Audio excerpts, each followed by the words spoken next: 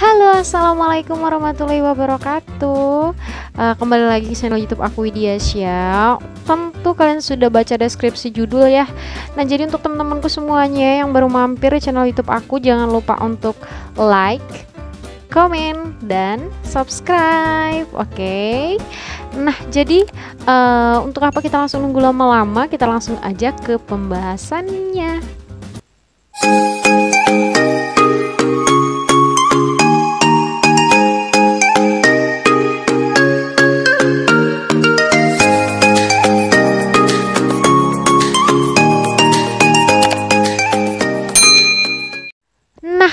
Jadi teman-temanku semuanya banyak yang nanya gitu ya, Kak, gimana sih caranya pendekatan dengan anak PAUD itu? Kak, gimana sih caranya? Kak, mudah nggak ini? Kak, ada tips khusus nggak gitu ya? Atau Bun, ada nggak sih ini cara khusus buat kita deketin anak gitu, pendekatan dengan anak dalam mengajar gitu ya?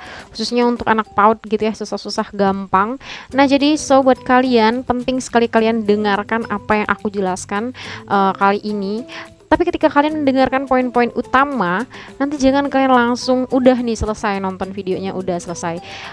Sayang sekali teman-teman, karena nggak semuanya itu bisa dianalogikan dengan logika. Tapi ketika kita praktek langsung, apa yang saya katakan itu tidak semudah yang kalian bayangkan gitu ya.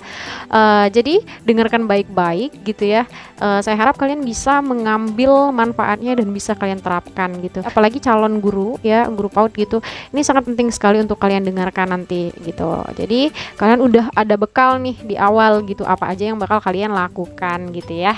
Jadi aku harap kalian bisa menangkap dan mengubah mindset pikiran kalian masing-masing gitu ya. Nah, jadi teman-temanku semuanya, untuk pendekatan untuk anak PAUD itu gitu ya, jadi perlu diketahui bahwa anak PAUD itu perlu adanya dorongan kalian sebagai guru gitu ya. Beda hal dengan anak yang jenjangnya lebih tinggi gitu ya, anak SMP, anak SD, anak SMA, itu mereka udah punya tanggung jawab dan kemandirian mereka masing-masing gitu ya. Nah, di usia anak PAUD itu kan mereka punya dunia masing-masing gitu ya, punya karakter masing-masing gitu ya. Nah, jadi untuk pendekatannya itu sendiri nggak semudah yang kalian bayangkan gitu ya. Jadi ketika kalian mengajar gitu ya sama anak gitu, 1 minggu mungkin udah kelihatan karakter anak itu masing-masing. Bahkan 2 hari aja atau 1 kali pertemuan aja udah kebaca nih, oh ini anaknya ceria banget nih, udah kelihatan dari awal masuk sekolah anaknya berani segala macam. Tapi ada beberapa anak yang kita susah-susah gampang untuk menebaknya gitu ya, apalagi anak yang pasif gitu ya, anak yang kurang aktif gitu. Itu kita perlu ketahui dulu penyebabnya apa. Nah, anak inilah yang perlu kita lakukan pendekatan gitu ya, seperti apa, karena itulah tadi fungsinya jenjang PAUD itu untuk membentuk karakter anak ini dari sejak usia dini gitu ya. Nah, jadi teman-temanku semuanya gitu ya, pada tahun 2018 itu aku ada salah satu murid gitu ya, si Sultan namanya, karena aku inget banget sama anak ini gitu, karena yang paling terngiang-ngiang sampai saat ini gitu, masih sampai inget gitu ya, karena waktu itu ingat sekali udah jam 1 siang gitu ya, tapi orang tuanya belum jemput gitu. Ketika jemput, teman-teman kalian tahu apa alasan orang tuanya? Keenakan bekerja Umi, jadi kelupaan. Dan kita mendengarnya itu, oh ya Allah gitu, ya ampun gitu, kok bisa gitu ya lupa sama anak gitu, keasikan bekerja gitu. Maksudnya jadi ketika melihat si Sultan ini, anaknya tuh diem, tapi diemnya itu dia suka kesana kemari gitu, tapi tangannya tuh suka megang-megangin atau ngambil sesuatu gitu. Nah, ada yang terjadi dengan anak ini gitu, ternyata ya di orang tuanya sibuk bekerja gitu ya, dan anak ini jarang keluar rumah, jarang bersosialisasi juga di sekitar rumah gitu, karena ternyata anak ini tinggalnya di komplek gitu. Dia keluar rumah itu ya pada saat sekolah itu aja gitu. Jadi teman-temanku semuanya, ketika mendekati si Sultan ini, emang anaknya agak susah dideketin gitu ya, karena pembicaraan kita itu, suara kita itu kayak antara didengar dengan enggak gitu.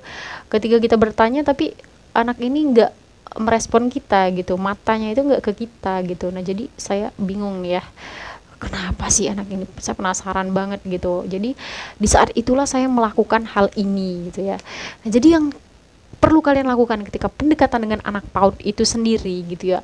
Yang paling harus kalian lakukan itu nggak bisa satu kali tapi terus menerus, itu adalah kalian mau untuk bertanya gitu ya teman-teman. Nah jadi ketika kalian mendengarkan apa yang saya katakan saat ini, mau bertanya gitu, nggak semudah yang kalian bayangkan. Oh hanya sekedar bertanya nih pendekatan dengan anak, cuma itu doang. Teman-teman, nggak semudah itu gitu. Bertanya sama anak usia PAUD itu ya susah-susah gampang gitu. Jadi pertanyaan di sini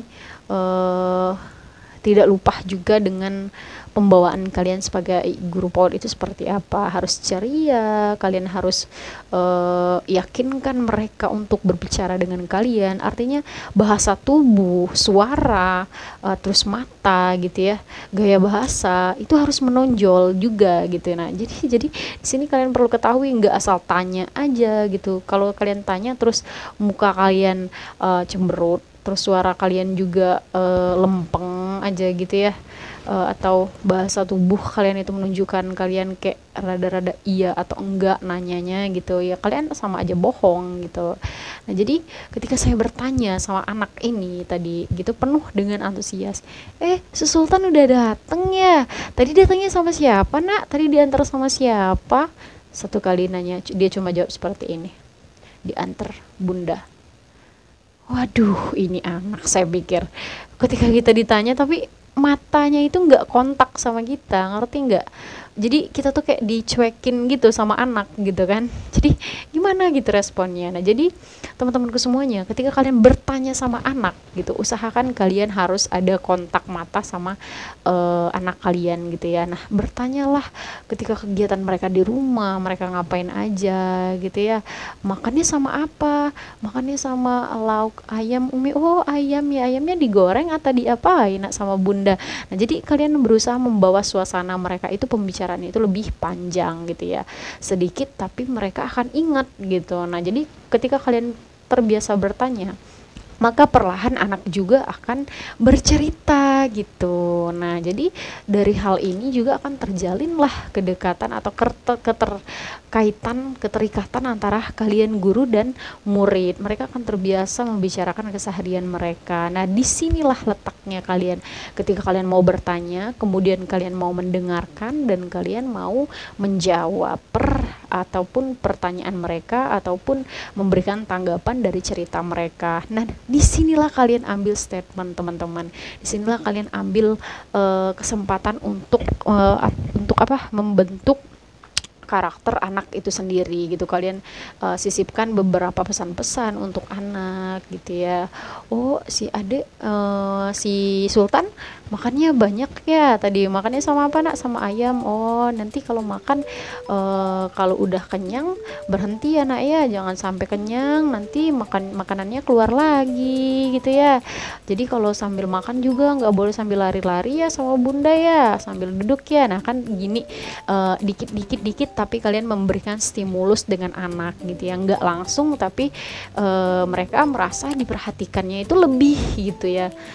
Karena nggak semua anak itu berani menceritakan sama kalian, nggak semua anak itu berani menceritakan keseharian mereka sama kalian gitu. Ketika kalian berhasil melakukan hal ini, maka kalian, saya pastikan, berhasil juga untuk menarik kedekatan atau menjalin kedekatan dengan anak kalian gitu ya. Jadi waktu itu teman-teman saya perlu ceritakan bahwa saya pernah sakit gitu ya, pernah operasi. Ketika itu mereka akan manasik haji gitu ya, hendak manasik haji, saya satu hari saja nggak masuk, mereka langsung bertanya, kemana Umi Wid, kok nggak masuk? Dan itu mereka hampir semuanya bertanya gitu ya.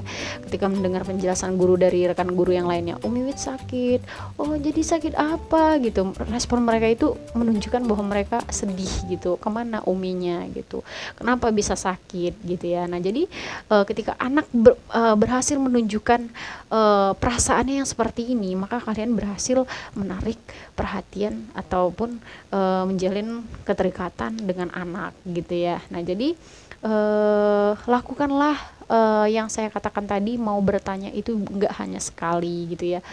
Jadi itu harus rutin. Ke semua anak juga harus melakukan hal tersebut gitu ya. Nah, terkhusus untuk ada anak yang kayaknya perlu banget ini didekatkan. Ada apa ini? Nah, maka kalian harus konsisten untuk bersabar, terus lakukan terus, karena sifatnya nggak bisa hanya sekali gitu ya, harus berlanjut gitu ya. Nah, jadi teman-temanku semuanya gitu ya, ketika kalian mendengarkan ini mau bertanya gitu ya, mendengarkan dan menjawab, kalian lakukan ini kepada anak gitu ya.